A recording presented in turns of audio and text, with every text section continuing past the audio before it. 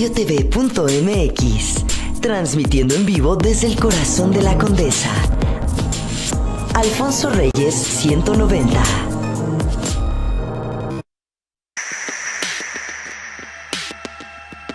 Radiotv.mx presenta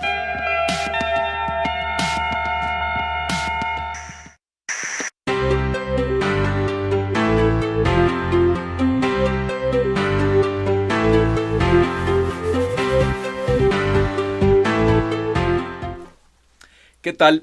Muy buenas tardes, estamos nuevamente desde Centro Urbano, aquí en radiotv.mx, platicando con todo lo que tiene que ver con la ciudad, con desarrollo urbano, con arquitectura, con vivienda, con muchos temas y más después de lo que nos ha pasado con los sismos de los días recientes. Pues obviamente seguimos atendiendo la emergencia y ya viendo cuáles son las etapas que siguen después de pasar por la primera fase de todo esto. Pilar Urbina, ¿cómo estás? Hola Horacio, muy bien, muchas gracias a ti y a todo tu auditorio por recibirme aquí en casa desde Centro Urbano. Hoy tenemos una gran entrevista con Félix Villaseñor, el presidente del Colegio de Arquitectos.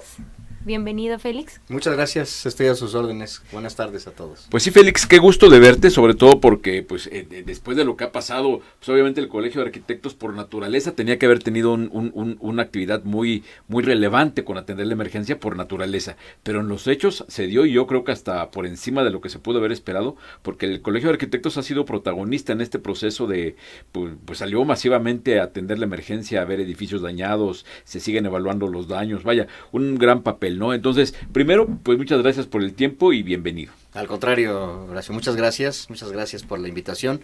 Estoy muy contento, la verdad, de estar aquí con ustedes, es un placer y además la amistad que nos une y pues todo el trabajo que hemos hecho conjuntamente. El Colegio de Arquitectos hoy está pues de alguna manera muy agradecido y hemos estado precisamente durante esta semana hablando del agradecimiento que tenemos hacia toda la gente que se volcó hacia Veracruz 24, porque fue un ejercicio realmente impresionante lo que se hizo. Todos los directores, ayer tuvimos desayuno con los directores de las escuelas de arquitectura, y todos manifestaron efectivamente que mandaron a todos sus alumnos a Veracruz 24. Tuvimos más de 4,200 registros de alumnos o arquitectos, alumnos de arquitectura o arquitectos que se volcaron hacia el apoyo incondicional para el llenado del formato rápido que se fue haciendo durante el proceso llevamos 22 días, o sea, los primeros 18 días se estuvo haciendo esta revisión por medio de los brigadistas y la verdad es que fue sorprendente. Una de las cosas más hermosas de este proceso fue el reconocimiento que le dimos al maestro que dio más de 80 cursos de forma impresionante porque los millennials no sabían lo que era un sismo. La verdad es que así como a nosotros, nuestra generación, nos hablaban del sismo del 57 como una leyenda, a la generación nueva les hablábamos del 85 como una leyenda, hoy sí lo vivieron. Ya todos ahora sí tenemos el mismo consciente colectivo de lo que es un sismo, ya todos podemos tener la claridad.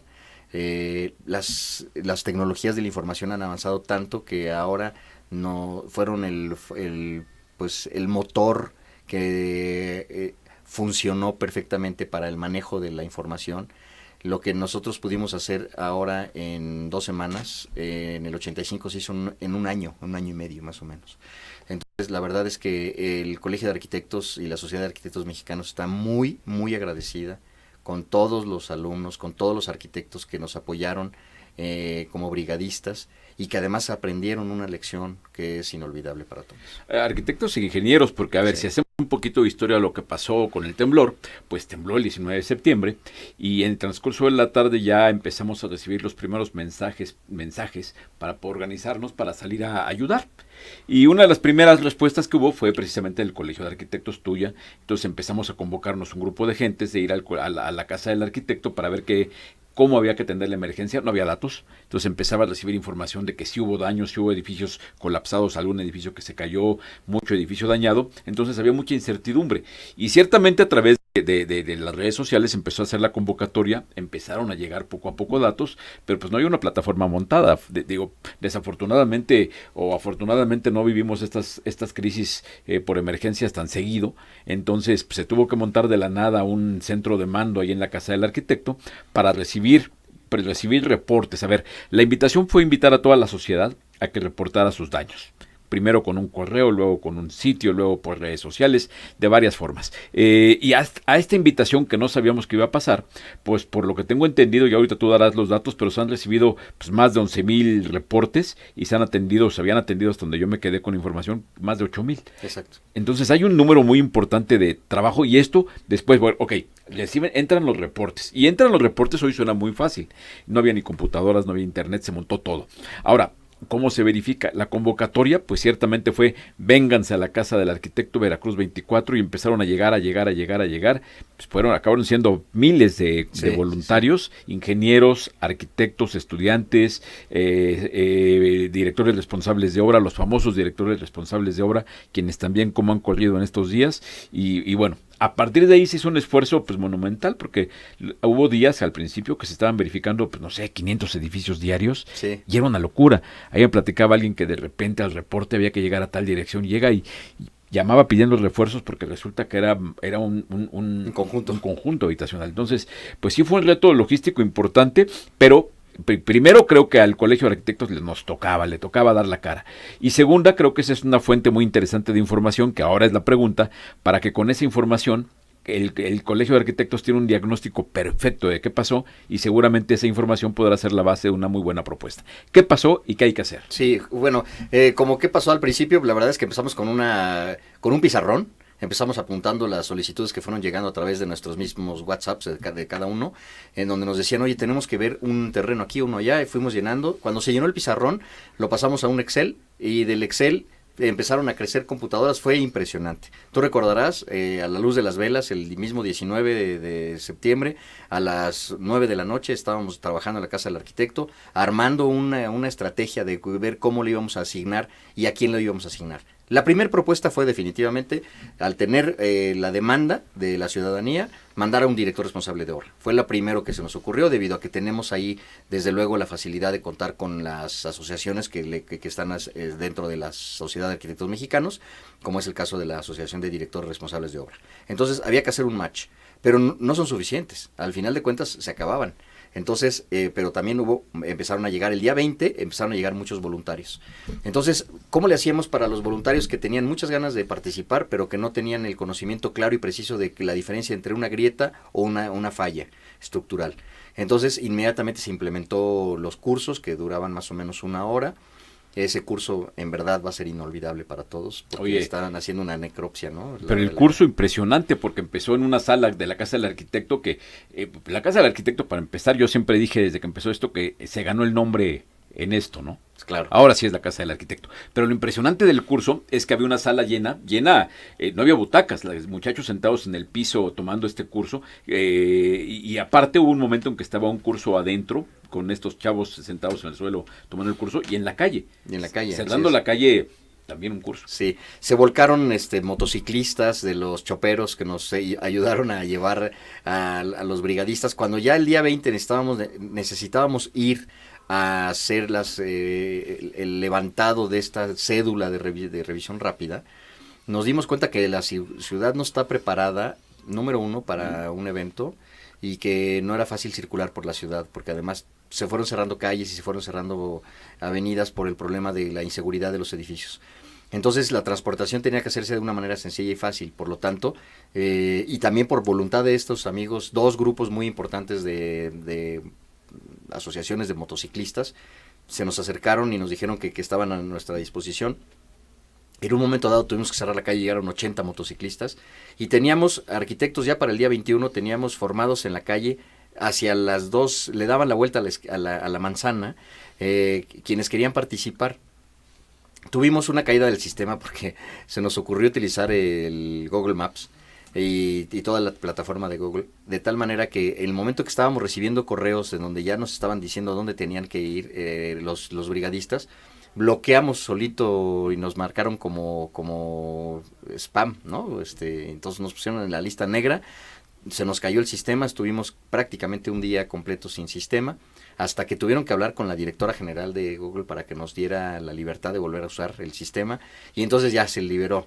El primer día fueron 20, el segundo día fueron 200 solicitudes, el tercer día ya teníamos 600, pero sin sistema. Al cuarto día fue impresionante, porque ya estábamos haciendo revisión ya de 800 visitas. Ya teníamos mucha gente capacitada, ya teníamos a mucha gente por actuar.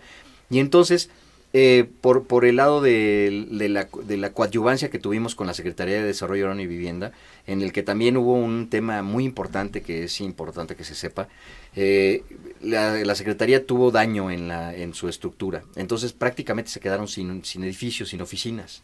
Entonces, pues la misma gente de la Secretaría que quería ayudar y que quería también tener esta coordinación, se volcó hacia la Casa del Arquitecto.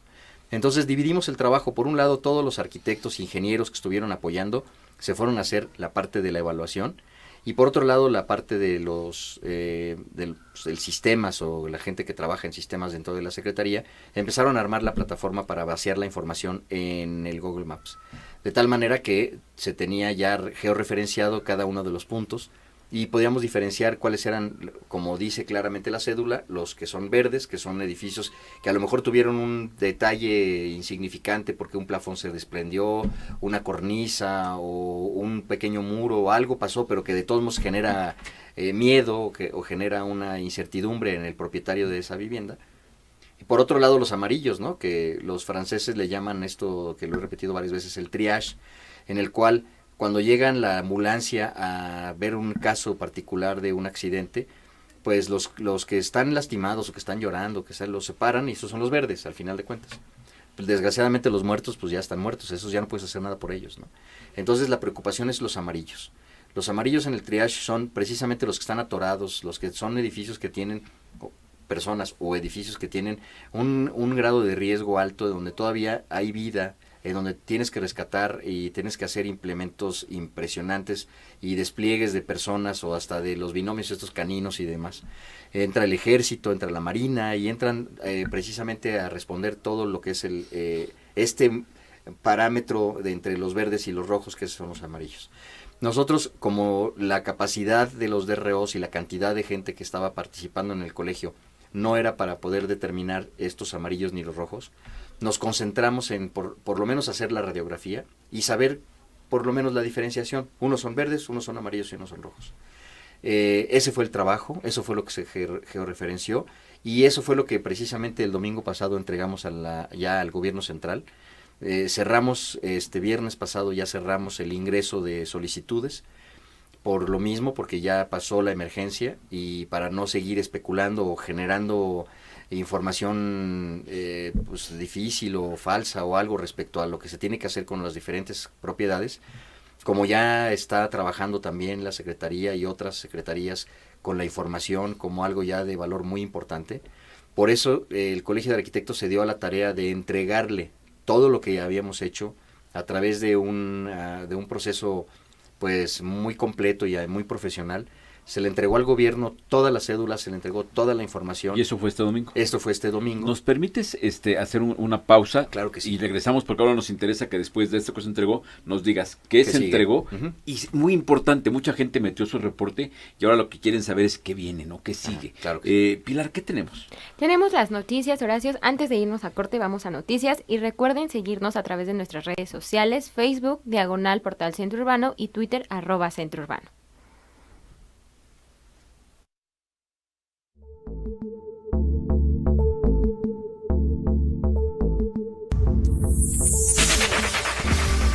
Estas son las noticias. La Facultad de Arquitectura de la UNAM, la Asociación Atelier Urbanitas, la presidenta de la Comisión de Vivienda de la Asamblea Legislativa, Dunia Ludlow de Loya, y la presidenta de la Comisión de Desarrollo e Infraestructura Urbana, Margarita Martínez Fischer, propusieron elaborar un plan de revitalización urbana para la Ciudad de México. Se propone el diagnóstico de qué tan seguro es vivir en las zonas afectadas por el sismo del 19 de septiembre, así como nuevas reglas de construcción para futuras edificaciones, además de implementar un nuevo modelo de gestión, planeación de los aspectos urbanos y constructivos de la capital.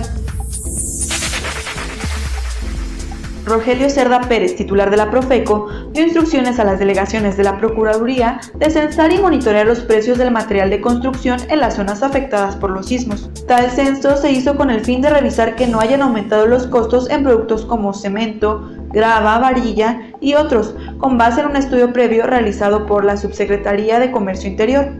Del 29 de septiembre al 6 de octubre, delegados recorrieron tiendas y comercios con el objetivo de identificar y frenar abusos en los precios. La Secretaría de Hacienda y Crédito Público informó que la Sociedad Hipotecaria Federal y el Fondo de Operación y Financiamiento Bancario La Vivienda entregarán créditos preferenciales para la reconstrucción o reparación de las viviendas afectadas por los sismos del 7 y 19 de septiembre. La dependencia detalló que los beneficiados serán personas físicas que habitan la Ciudad de México, Cuernavaca y Jutepec en Morelos, Cuautlancingo y Cholula, San Martín Texmelucan y San Miguel Xotla en Puebla, así como Tlaxcala, Papalotla de Xicoten, Xicontzingo y Apizaco en Tlaxcala. Informó para Centro Urbano Rocío García. Si quieres saber más, síguenos en @centrourbano o entra a centrourbano.com.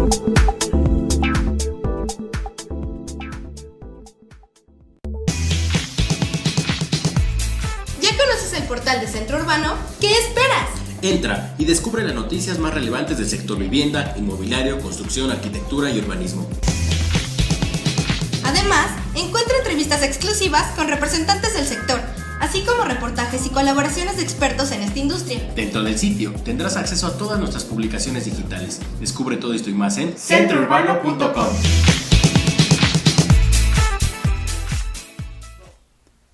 Muy bien, estamos de regreso y tengo en la línea a Fernando Rico, que es director del Consejo Técnico de la ANUVAC, que es la Asociación Nacional de Unidades de Evaluación. Fernando, ¿cómo estás? Muy buenas tardes. Muy bien, arquitecto, a tus órdenes. Oye, Fernando, pues evidentemente todo este tema de los sismos que pasó pues, en buena parte del país tiene mucho que ver con el tema de la evaluación de los inmuebles, ¿no? Ustedes en la ANUVAC, que controlan, que ustedes agrupan a las unidades de evaluación más importantes del país, ¿cuál es el primer diagnóstico que tienen en cuanto a lo que está pasando con el valor de las propiedades? Mira, qué bueno que acotas la pregunta al tema de los avalúos. Estaba un poco preocupado cuando nos invitaron a esta entrevista. Y como es recurrente, al ser la mayor parte de los evaluadores ingenieros o arquitectos, nos cuestionan sobre temas estructurales que no es nuestra especialización. Obviamente, este fenómeno natural que se traduce en desastre al haber pérdidas humanas y daños materiales cuantiosos, afecta el valor de los inmuebles. Me gustaría, si me permites, explicarte brevemente qué aspectos son los que nosotros tenemos identificados, que son los que crean y modifican el valor. Básicamente son 4 los factores que intervienen y los tenemos identificados como entorno económico, entorno político, el entorno social y el entorno físico. Este último precisamente es donde los fenómenos naturales que provocan desastres impactan en el valor. Hemos hecho una evaluación de los daños, tenemos identificados 11 entidades de las 32 del país afectadas no solo por el tema de los sismos, sino también por el tema de los huracanes que en septiembre impactaron a este país. Y de esas 11 entidades tenemos acotado el impacto en 271 municipios que están dentro de estas 11 entidades. Aquí es donde normalmente nuestros clientes, como el Infonavit o la banca, nos solicitan para estas situaciones una segunda visita, es decir, una visita después de los acontecimientos.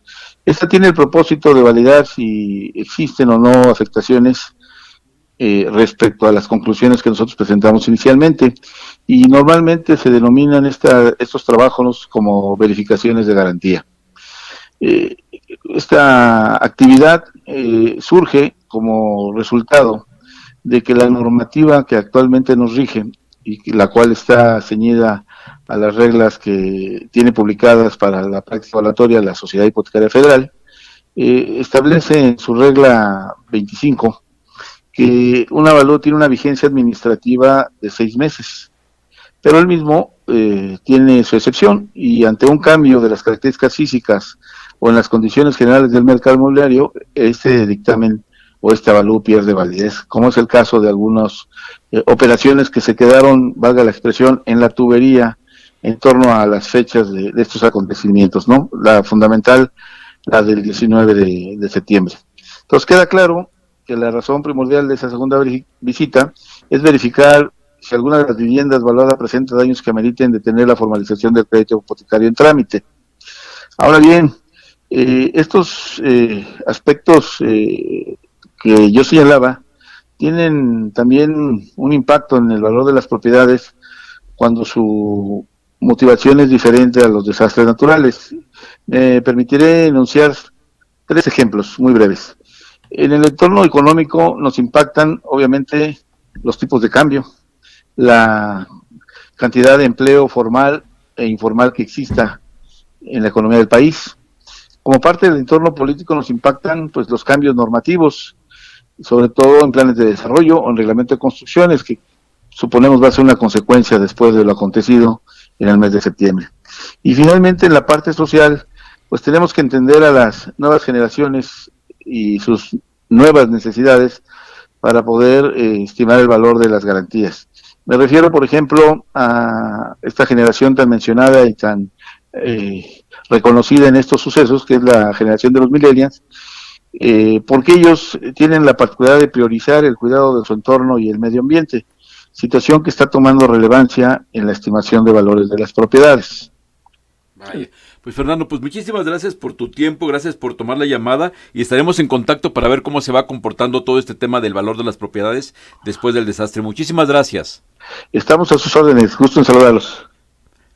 Pues esto es, mi querido Félix, de que todo este tema, pues obviamente tiene muchas vertientes, ¿no? Ahora que hemos estado platicando mucho de esto, habíamos tocado la importancia de ver desde una visión integral todo este tema, ¿no? Porque hay un daño social, hay un daño emocional, hay un daño, pues obviamente en el valor de los avalúos, hay un daño en el valor de las propiedades, no desde el valor de los avalúos, porque esa es una cosa, sino en la realidad del mercado, lo que está pasando en el día a día. Entonces, pues hay muchas cosas que ver y por eso es tan importante este primer cierre, como estabas diciendo, lo que se entregó al jefe de gobierno para entender el tamaño del trancazo, ¿no? ¿Cuál es el primer corte con lo que se entregó el domingo al jefe de gobierno en términos de información?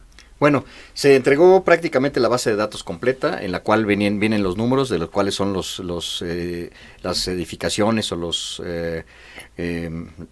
inmuebles que están catalogados como verdes, amarillos y rojos.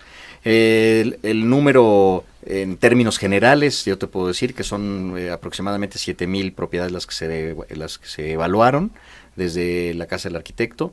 Y pues en términos generales tenemos al corte del día de hoy, o bueno, del domingo, 4,800 propiedades verdes, más o menos, 1,500, no tengo los números exactos, pero más o menos. Más o menos, 1,500 amarillas y más o menos 1,200, 1,300 rojas. De estas, acuérdate, es muy importante también diferenciar que no es que se tengan que tirar, ¿no? Lo que pasa con las rojas es que son edificios o son propiedades que tienen que ser reestructuradas, que se tiene que hacer a través de un dictamen de seguridad estructural hecho por un especialista, en el que tiene un proceso que está perfectamente determinado en el reglamento y las normas técnicas complementarias. Si bien es cierto lo que decía nuestro amigo Fernando respecto de la normatividad, la realidad es que el reglamento de construcciones después del 85, que fue publicado en 1987, pasó la prueba, Sí, claro. Pasó la prueba perfectamente. Sí es cierto que tenemos que tomar elementos importantes del reglamento y rehacerlos. Pero las normas técnicas complementarias que amparan el reglamento y la forma como se está diseñando, la forma como los ingenieros estructuristas utilizan los factores de seguridad y las características de diseño, la verdad es que está perfectamente claro y si hay que agregarle cosas, es simplemente quitarle vicios del pasado, ¿no? Como eso de los famosos planos para licencias, que debería de ser ya totalmente un mito en el que no deberíamos de estar permitiéndolo. O, por ejemplo, algo que ya está prohibido, pero que se sigue usando, es los espectaculares sobre las azoteas, ¿no? En términos de palabras de los ingenieros, son parásitos que están en la estructura, que cambian los momentos cortantes y flexionantes de una estructura y que realmente le generan un daño a las mismas estructuras, ¿no? Por otro lado, la lección, yo me llevo en verdad varias lecciones de este aprendizaje para la resiliencia, porque ahorita ya estamos entrando a la fase de la resiliencia, ya la teórica, la experimental ya la vivimos, la inmediata. Ahorita tenemos que pensar ya ahora sí en cómo se viene el futuro, qué es lo que tenemos que hacer con la ciudad, cómo tenemos que hacer el planteamiento. Primero, desde el punto de vista de protección civil, ¿qué fue lo que pasó? ¿Cómo lo tenemos que plantear? ¿Cuáles son las características y las condiciones desde el punto de vista de la protección civil? Yo creo que los programas generales de protección civil, los programas internos de protección civil de las edificaciones no son suficientes. Algo pasó. Porque casualmente, y tuvimos el ejemplo 1 hora o 2 horas antes, que hicimos un simulacro en el que todo el mundo marchó perfectamente, todo el mundo iban chiflando y cantando y salieron todos perfectamente, y en 30 minutos salió la gente desde sus edificios y no pasó nada. 2 horas después se viene la realidad, y la realidad nos rebasó. No funcionaron los programas internos de protección civil, ni los brigadistas, ni nada funcionó. Bueno, lo que pasa es que ya el aspecto emotivo siempre funciona, ¿no? No es lo mismo estarlo haciendo en frío, y eso le pasa, yo imagino, ¿cuántas veces crees tú que en un entrenamiento falla un penalti el Chicharito, no? Claro. No, el momento susto, de la verdad. El momento, y en estar pensando en el trabajo, en la familia, en los amigos, en la ciudad, en todo aquello, pues hace que muchos reaccionemos diferente, ¿no? Totalmente. No lo bien que quisiéramos, pues Sí. esa es una realidad. Entonces, pues la verdad yo pienso que esto nos pone a prueba con muchas cosas, muchas de las cuales se podrán superar, pero otras pues no necesariamente, porque tienen que ver con comportamiento humano, ¿no? Ahora, toda esta información que ya evidentemente ya enriquece el acervo del colegio, enriquece la visión, pues fue un curso fast track de cómo responder a la emergencia. Nos deja muchos cuestionamientos, ¿no? Ahora se está viendo de modificar la regulación, obviamente se están viendo de políticas urbanas. ¿Crees tú, por ejemplo, que todo esto que ha pasado puede ser un cambio que nos marque una nueva pauta urbana para la ciudad y para el país? Mira, definitivamente, o sea, todo evento como este de esta naturaleza genera y crea nuevos pensamientos y nueva forma de ver la vida. Como tú sabes, hay varios grupos de intelectuales que están trabajando ya en todos los ámbitos, precisamente para determinar esta resiliencia, cómo la vamos a trabajar, ¿no?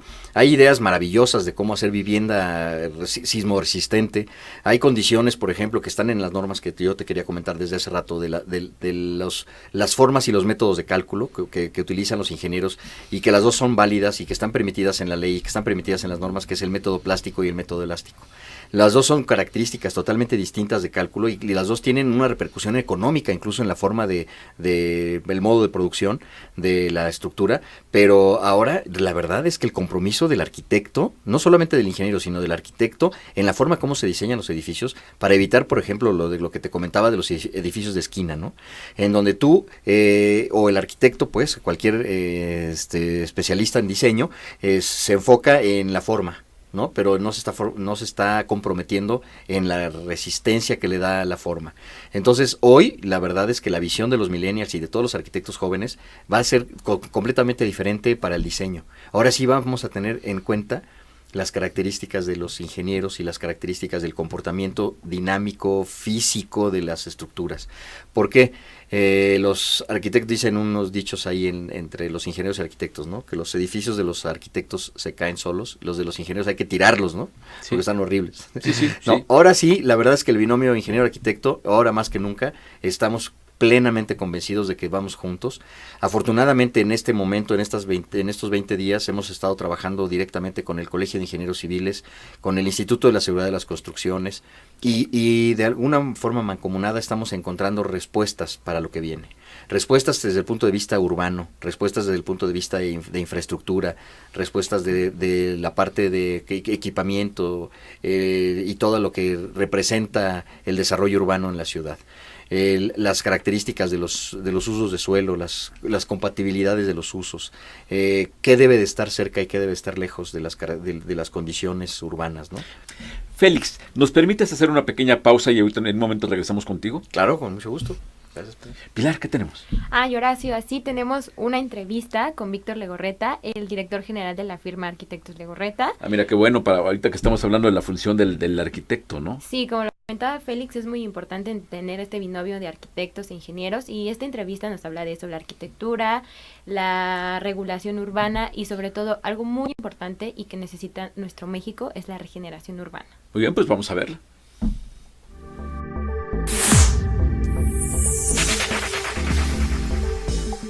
El arquitecto Víctor Legorreta, director general de la firma Legorreta Arquitectos, consideró que la regeneración urbana que se ha dado en los últimos años en la Ciudad de México no debe ser excluyente de las clases sociales más bajas, ya que esto las convierte en ciudades menos eficientes, al tener que llevar recursos a lugares más lejanos.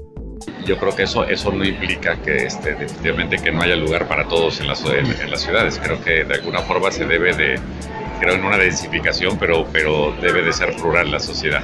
Yo creo que es un error volver a hacer zonas de ricos y zonas de pobres. O sea, yo creo que el volver a la vida de barrio que mencionaba, pues es que en la plaza convivían todos, ¿no? Y eso creo que debe de volverse la ciudad. Pero sí se debemos de estar abiertos a que nuestros barrios van a cambiar, a que nuestras zonas pues, se tienen que volver más densas, sobre todo si zonas que tienen muy buena infraestructura y que eso no lo vería yo como algo negativo, sino lo vería como algo que nos va a generar una mejor calidad de vida. En opinión del arquitecto, las zonas deben regenerarse, ser más densas para frenar el crecimiento hacia el exterior, pues eso implica la eliminación de áreas verdes, el transporte público se complica y eso repercute en la calidad de vida. También abordó el tema de la relación entre la arquitectura y rentabilidad de los proyectos, para lo que no es fundamental que el arquitecto se convierta en un financiero, pero sí debe existir el respeto a esa parte, así como la del inversionista hacia el trabajo de los arquitectos. Es importante que las dos partes se respeten. El arquitecto, cuando un desarrollador te dice, oye, es que esto no es negocio o esto no me funciona para operarlo bien, tú entiendas por qué no le funciona y cómo puede ser un proyecto así. Y que el desarrollador, cuando tú le digas de arquitecto, oye, esto que me estás pidiendo está dañando la imagen de la arquitectura, está haciendo que sea un proyecto ya de segunda categoría, él también te oiga. Para terminar, Víctor Legorreta augura un buen futuro para la arquitectura nacional, ya que el país por muchos años se ha distinguido por ser referente en grandes arquitectos, además de que la sociedad valora a la arquitectura. Mi mensaje es que trabajen más en equipo. Yo creo que hoy eso me da mucho gusto a las generaciones jóvenes que no tienen mucho más facilidad de trabajar en equipo. Yo creo que las cosas, la visión del arquitecto que es un ente aislado que se va al bosque y que te tiene una gran inspiración y luego llega y hace su gran obra, pues esa ya cada vez es obsoleta.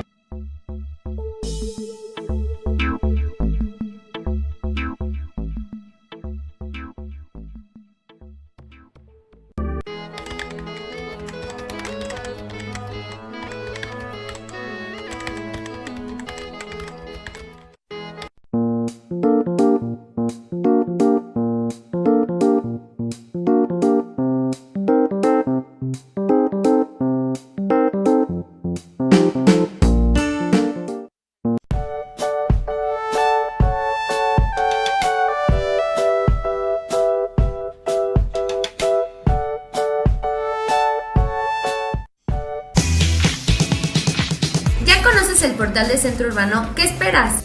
Entra y descubre las noticias más relevantes del sector vivienda, inmobiliario, construcción, arquitectura y urbanismo. Además, encuentra entrevistas exclusivas con representantes del sector, así como reportajes y colaboraciones de expertos en esta industria. Dentro del sitio tendrás acceso a todas nuestras publicaciones digitales. Descubre esto y más en centrourbano.com.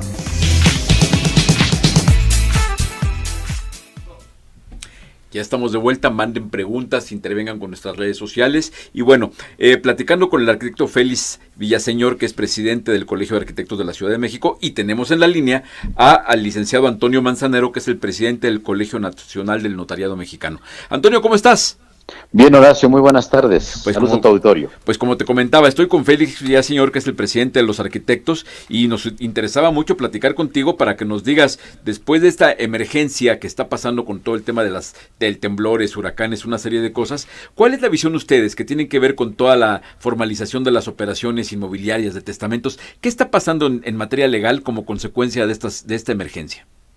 Pues mira, Horacio, Félix, buenas tardes. Desgraciadamente, muchas personas que no tenían sus propiedades regularizadas, escrituradas, o que en su caso no habían acudido ante sus notarías a recoger los testimonios de sus operaciones, hoy enfrentan una contingencia que en muchos de los casos afortunadamente se puede resolver. en algunos de ellos no, sobre todo cuando las personas no escrituraron sus inmuebles. Siempre he tratado de decir y sugerir que aquellas personas que sí escrituraron, que en su caso perdieron sus escrituras con motivo de los sismos, y si esa adquisición que hicieron y regularización la llevaron a cabo hace menos de 5 años, que se acerquen a sus notarios. Obviamente no te vas a acordar el número de la escritura ni la fecha exacta de la operación, pero si es de menos de 5 años, puedes acudir ante un notario, porque los notarios por ley, Horacio, deben de llevar un índice a través del cual se controlan todas y cada una de las operaciones que se han firmado. De esta manera podemos reconstituir ese elemento, y fíjate que los notarios de la Ciudad de México estamos haciendo un gran esfuerzo para que esas personas que acudan ante nosotros les reexpidamos un testimonio que los acredite como propietarios sin pago alguno de absolutamente nada. En el caso de aquellas personas que compraron hace más de 5 años, tendrían que hacer un procedimiento parecido, pero no pidiendo ante el notario, sino ante el Archivo General de Notarías con una precisión. Fíjate que también esta institución, Archivo General de Notarías, resultó importantemente afectado con motivo de los sismos, y de tal suerte que ahorita ese servicio se encuentra suspendido, pero hay la forma de obtener tales documentos, Horacio. Vaya, ahora, toda la gente tiene muchísimas dudas. ¿Los notarios pueden ser asesores para asesorarlos en este tipo? ¿Pueden apoyarlos con información? Naturalmente, para explicarles cómo obtener sus documentos, si no escrituraron, cómo regularizar, quizá a través de algún procedimiento de carácter judicial, y es una campaña que permanentemente, yo en mi carácter de presidente nacional, he solicitado el apoyo de los 32 estados a que se sumen a este esfuerzo de asesoría gratuita, de orientación, porque si de por sí es un momento grave, importante y en muchos de los casos catastrófico o de tragedia, pues bueno, que cuando menos sepan que tienen a un aliado que es el Notariado Nacional, para que los asesoremos, les expliquemos qué hacer y juntos podamos transitar de manera quizá menos penosa en ese trance, mi querido Horacio. Fíjate que ahí hay mucho tema, porque muchas personas que tienen problemas con sus viviendas, en algún momento tendrán que ver si está debidamente escriturada, tendrá que ver si hay sucesión testamentaria en orden, tendrán que ver si el régimen de condominio es adecuado. Esto es complejo, ¿no? Ahora que se requieren implementar programas emergentes de reconstrucción, esto es muy importante, porque si no se atiende la parte legal, difícilmente se podrán implementar los programas. Desde luego, porque fíjate que señalas muy atinadamente que a lo mejor en el caso de un edificio en condominio que se colapsó, que va a tener que derruirse o derrumbarse, pues se puede dar la figura de una extinción del condominio. Entonces ya no existen las construcciones, aunque puede existir una copropiedad respecto del área, de la superficie, de la tierra.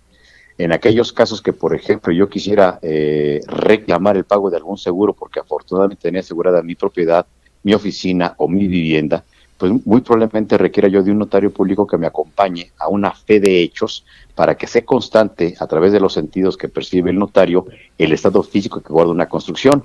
Esto ayudará necesariamente para un reclamo, el pago de algún seguro por esa circunstancia. Entonces, desde luego que en cada caso en particular, porque no todos son iguales, aunque parecieran serlo, el notario está preparado para asesorar a las partes en el aspecto sustantivo de carácter civil, orientarlo hacia dónde ir, quizá en un tema procesal o de litigio, para poder recuperar o resarcir su patrimonio con motivo de estos desgraciados eventos. Tengo aquí a Félix Villaseñor conmigo y te quiere hacer una pregunta. Por favor, Félix, a la orden. Muchas gracias. ¿Hay algún número de cuántas propiedades están sin sucesión testamentaria en la ciudad o en el país? Mira, Félix, no hay una numeral exacta y vamos a señalar el por qué. Cuando se habla de una sucesión intestamentaria puede significar o tener origen en varias causas. La primera de ellas es que la persona hizo o no hizo un testamento, o aquel que hizo ha dejado a ciertos beneficiarios llamados herederos que premurieron al testador y no se señalaron sustitutos. En el caso particular, sí tenemos una numeralia que nos ha dado la Secretaría de Gobernación acerca de quién ha hecho testamento en este país, tomando en consideración la posibilidad legal de hacerlo. Pero es tan diverso el tema de los procedimientos sucesorios, porque fíjate, Félix, que habiendo testamento o no, estos procedimientos se pueden llevar a cabo, bien sea ante juez o ante notario, según la legislación que corresponda. Lo que sí les puedo señalar es que aproximadamente un 25-35%, con esa variable de un 10%, son las propiedades que no están regularizadas justamente por causa de un procedimiento de carácter sucesorio. llamémoslo testamentario o intestamentario. Wow, pues números muy importantes de vacío jurídico en términos de propiedad que tenemos en el país. Antonio Manzanero, presidente de los Notarios Mexicanos, muchísimas gracias por tomarnos la llamada y ojalá y pronto estemos contigo porque seguramente va a haber mucha necesidad de información. Muchas gracias por tu tiempo. Gracias Horacio, gracias Félix y gracias al auditorio. Que pasen buenas tardes. Buenas. Pues todo un tema, ¿no? La parte legal que estamos viendo, porque ahora que hablábamos de los procedimientos, decíamos, y ahí vamos a empezar ya porque ya se viene el cierre del programa, de que la gente, hubo pues más de 11,000 reportes, muchos están en verde, y ahora ya la gente puede ver su dictamen en algún lado ya para tener esa tranquilidad o se va a liberar. La idea que se tiene es precisamente que desde el gobierno, o sea, del gobierno central, será quien haga una emisión muy clara, así como cuando salen los resultados de los maratones, ¿no? En el periódico o en medios masivos se estará dando a conocer cuáles son los que son verdes, para lo cual efectivamente se hizo todavía una revisión adicional por expertos, ya por directores responsables de obra, para leer claramente las observaciones que se estaban poniendo en estos dictámenes, o más bien en estas revisiones rápidas, por si había algo que no fuera verde que se pasara amarillo, ¿no? Entonces la idea es ya que en breve, yo creo que no tardará, supongo que en estos días, la publicación de todos los verdes, de estos 7,000 y fracción fichas que fueron recibidas en la Casa del Arquitecto, que fueron entregadas al gobierno de la ciudad, para que se publiquen y que puedan entrar. Pero no solamente son esas, sino también están las de la UNAM, están las del Instituto de la Seguridad de las Construcciones. Y eso también lo va a publicar el gobierno. Que deben estar, ya se sumaron todas a una sola base de datos. Wow. Ya se hizo un resumen de todas estas, porque pasó el fenómeno que no queríamos, pero sí pasó. El hecho de que se duplicaron o triplicaron algunas solicitudes, o que en algún solo predio había 25 o 30 solicitudes porque era un condominio, y entonces llamó la mamá, el hijo y el nieto, y de una sola departamento, más todos los departamentos de una sola propiedad, ¿no? Entonces en un caso había 125 llamadas, ¿no? de un solo predio. Entonces ya se depuró, ya está en el proceso de la depuración completa. Esto se está haciendo en la Secretaría de Finanzas, con una ventaja adicional. La Secretaría de Finanzas está georreferenciando, pero ya con el número de la cuenta catastral, cosa que es muy importante porque en la georreferenciación que hicimos nosotros, pues tienes un error de más o menos 5 metros. Sí, claro. Entonces yo puedo estar poniendo la dirección aquí, y al que se está señalando en el planito es el vecino, ¿no? O media calle. Que eso hace rato precisamente estaba revisando cómo estaba la plataforma, que está buenísima, y bueno, ¿qué crees? Otra pausa. Sí. Vamos a una pausa. Sí. Encantado. Pilar, ¿qué tenemos? Ay, Horacio, ahorita tenemos a invitar nuevamente a nuestro auditorio a seguirnos en nuestras redes sociales, es decir, Facebook, /Portal Centro Urbano, y Twitter, @CentroUrbano. Mándenos sus preguntas, sus dudas, para nosotras poder resolverlos, ya que se encuentra con nosotros Félix y ustedes hablando de la importancia de reconstruir nuestra ciudad. Bien, seguimos, no tenemos corte. Sí, vamos a un corte comercial y también vamos a mandar a un reportaje sobre el graffiti. Ya para hacer más ameno nuestro programa al terminar, vamos a un reportaje sobre el graffiti. Bien.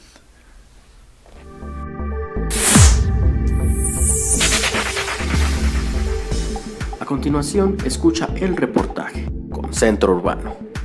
Una estrategia muy utilizada actualmente para recuperar espacios públicos es la intervención artística de muros y bardas, donde la ciudadanía es convocada por las autoridades locales para plasmar coloridos murales que devuelven la vida a las calles, las hacen más transitables y ofrecen un mensaje de unión social.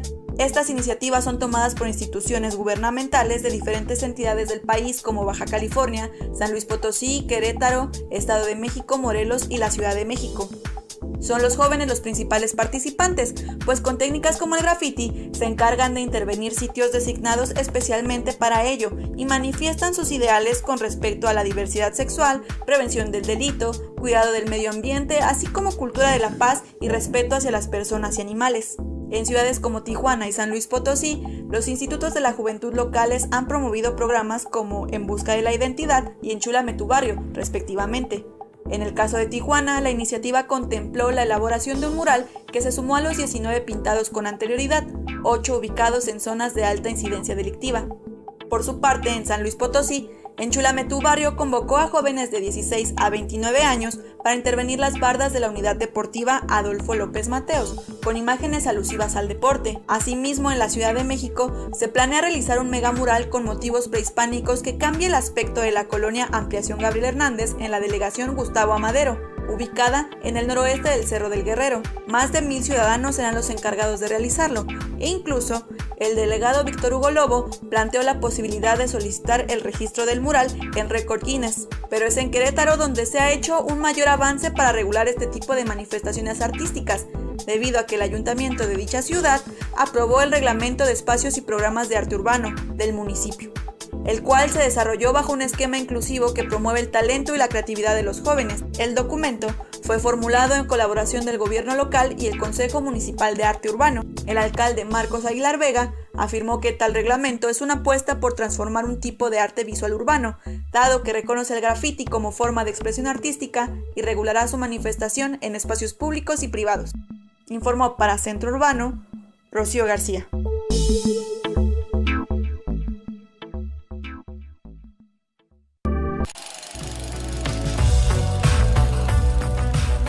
¿Sabías que en México la mayoría de los habitantes no tienen más que la secundaria? Construyendo a México Crecemos y IAP, institución encargada de brindar educación de calidad a trabajadores de la construcción, te invita a cambiar esta realidad. Conviértete en socio construyendo y con una aportación mensual tú puedes unirte en contra del rezago educativo en México. Para mayor información, márcanos al 6364 1736 o escríbenos a contacto@construyendoycreciendo.org.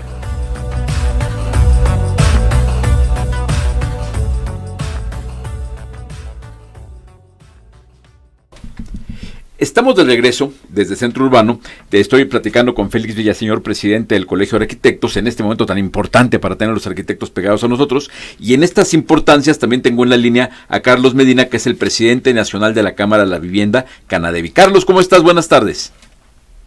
Hace gusto saludarte a ti y a toda tu audiencia. Oye, pues viendo toda esta emergencia, estamos platicando qué se puede hacer a nivel legal. Los notarios nos están apoyando para decirle a la gente cómo los pueden apoyar. Los arquitectos, por supuesto, también. Estoy con Félix Villaseñor. ¿Qué está haciendo Canadevi? Canadevi ha estado muy activo. Te he visto a ti desde la Presidencia Nacional impulsando para apoyar la reconstrucción en todos los estados que están afectados. ¿Qué está haciendo Canadevi y qué podemos esperar después de ver que el daño en vivienda, pues, desafortunadamente muchas de las viviendas dañadas no son viviendas que atienda a la industria formal? Entonces, en la parte que sí puede atender Canadevi, ¿qué está pasando? Pues mira, primero que nada reconocer el trabajo que han hecho varios de los compañeros del sector, y es un reconocimiento del Colegio de Arquitectos que estuvo actuando de manera pronta, y lo sabemos porque la Canadevi buscó formas de cómo coordinarse, y vimos el gran trabajo que estuvieron haciendo, Horacio, y a ti, al presidente del colegio que tiene ustedes, una felicitación. Y pues pasando estos temas de urgencia, que fue el momento de rescate en que se sumó tanto la ciudadanía y vimos un gran apoyo, y también pues ahí varios de nuestros compañeros desarrolladores estuvieron muy pendientes con gente, con maquinaria, pasando estos momentos. Ahorita vamos al tema de la reconstrucción. La reconstrucción va a dividir en temas muy distintos, como tú dices. Algunos de autoconstrucción, algunos que no tenían vivienda, que no tenía ningún tipo de seguro, sobre todo no tanto en la Ciudad de México, sino en los estados del sureste de México, y en algunas partes de Morelos también y Puebla, y la parte de la Ciudad de México que bien me comentas, en donde pues algunos edificios, colapsaron varios, y algunos quedaron con algunos temas de reconstrucción que van a tener que tener un análisis muy claro de ver cómo hacerlos habitables o cómo hacerlos en un momento dado, cómo modificarlos. En esto la Cámara se ha sumado junto con el gobierno de la Ciudad de México a hacer una evaluación de ciertos edificios para ver su habilidad, los famosos edificios en amarillo, para poder estar cercanos y aportar técnicos que pudieran estar analizando estas estructuras, ¿no? Y esto en la parte de la vivienda dentro de la Ciudad de México.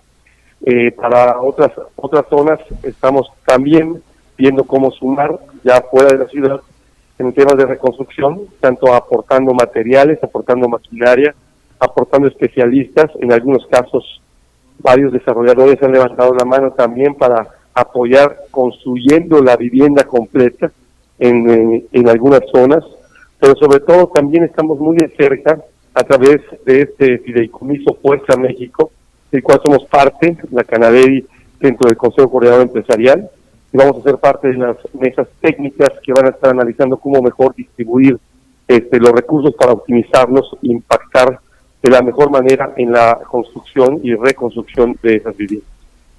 Buenísimo, Carlos. Félix Villaseñor, te saludo aquí también en la cabina y muy, muy contento. La verdad es que efectivamente lo que hemos estado trabajando en estos amarillos que estábamos explicando hace rato de por qué en los edificios o las propiedades que tienen un color amarillo, para que la gente que nos está escuchando entienda claramente, son aquellas propiedades o aquellos inmuebles que tienen cierto grado de deterioro, pero que pueden ser remodelados y que a través de intervenciones como la que están haciendo ustedes queda muy sencillo, queda muy claro que puede ser reutilizada otra vez esta propiedad. Es muy importante también conservar las características de las habitaciones, sobre todo a nivel no solamente de la Ciudad de México, ¿no? A nivel de la República Mexicana, conservar el patrimonio como parte fundamental de esta reconstrucción. Es obligación de toda la comunidad el respetar a lo más que se pueda lo que nos heredaron nuestros antepasados. Entonces, en esta reconstrucción, la idea es precisamente evaluar cuáles son las características de las estructuras, cuáles son las condiciones que tienen o el comportamiento que tuvieron las estructuras, si son muros de relleno que no tienen importancia, o si son algunos plafones, etcétera, y esa es en la parte en la que estamos trabajando todos ahora, ya en esta segunda parte de la resiliencia, efectivamente atacar a los amarillos. Los rojos, bueno, pues los rojos quedan claros, que son, como comentábamos, pues elementos o estructuras que ya fueron colapsadas o que se van a tener que tirar porque ya no tienen remedio, o bien que tienen una condición de un reforzamiento muy particular ya con especialistas y con intervenciones mayores que vale la pena mejor rescatarlas que tirarlas, ¿no? Entonces, pues yo la verdad es que te felicito por el trabajo que están haciendo también en Canadevi, por el gran esfuerzo que están desplegando en toda la República para poder rescatar todos estos inmuebles que están catalogados con amarillo. Pues Carlos, pues muchísimas gracias por tomar la llamada, muy importante este vínculo con Canadevi, con las ciudades que han sido afectadas, y estaremos en contacto contigo para ver cómo se sigue avanzando. Muchas gracias por tu tiempo. Muchas gracias, y pues acá por estos para seguir haciendo equipo, reitero las felicitaciones al Colegio de Arquitectos. La verdad es que mi respeto, es un trabajo de 24 horas durante pues, todas las los primeros días, y continúan todavía, y ahí vemos que cómo han estado apoyando. Nosotros, sumados a hacer equipo, creo que eso es lo que nos ha enseñado este sismo, y para poder ir trabajando, como bien dicen, con los amarillos, para ver qué es lo estructural y qué es nada más pues simplemente rescatable, y es más no es de algún riesgo. Y pues estamos puestos para seguir trabajando. Muchas gracias por esta oportunidad de platicar con ustedes. Un saludo a ambos y muy buenas tardes. Hasta luego, Carlos. Saludos. Y pues bueno, pues esto es precisamente lo que estábamos hablando, la necesidad de atender un problema de esta magnitud únicamente se puede enfrentar a través de un proceso integral, donde participen, como estamos platicando aquí, la parte legal, los notarios, la parte conceptual y el brazo ejecutor de esto, los arquitectos y los empresarios de la vivienda, que a fin de cuentas son esa industria inmobiliaria que a veces es satanizada, pero que a fin de cuentas son los que acaban haciendo el trabajo de hacer las casas, que las casas se necesitan. Ahorita vamos a necesitar muchas casas, vamos a necesitar que se hagan bien, que se hagan donde se necesitan, ¿no, Félix? Claro que sí. Desde luego, la Secretaría de Desarrollo Urbano y Vivienda está haciendo un gran esfuerzo y despliegue también para el tema de la reconstrucción, lo cual también a mí como presidente del colegio me enorgullece porque estamos trabajando de la mano y tenemos esa afinidad clara. El trabajo ha sido bastante arduo. Efectivamente, como dijo Carlos, llevamos 21 días en los que nada más hemos tenido descanso de 1 o 2. Entonces fueron, y tú te consta porque tú también estuviste ahí con nosotros, jornadas de 20 horas al día, y la verdad es que el resultado se va a empezar a ver ya con la reconstrucción. Pues muy bien, pues estamos prácticamente terminando.